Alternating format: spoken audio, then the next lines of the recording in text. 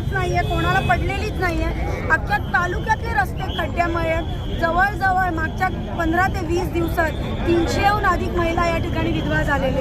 ही परिस्थिती आहे, एवढे मृत्यू झालेले आहेत, अनेक लोकांनी आपली मुलं गमावली, कितींचे हात तुटले, कितींचे पाय तुटले।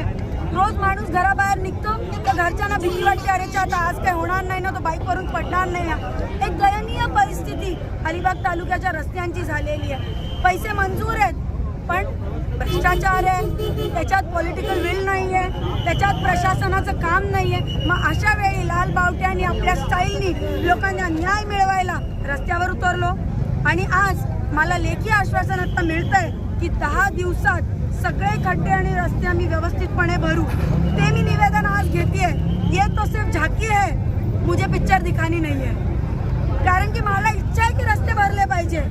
ही झाकी आहे, पण जर या ठिकाणी हे रस्ते भरले गेले नाही, काही परत उलट सुलट प्रशासनाने केलं, मला लिहून दिलेल्या मागण्या जर पूर्ण केल्या नाही तर दिवाळीच्या पहिल्या दिवशी आम्ही पुन्हा एकदा रस्ता रोको करू।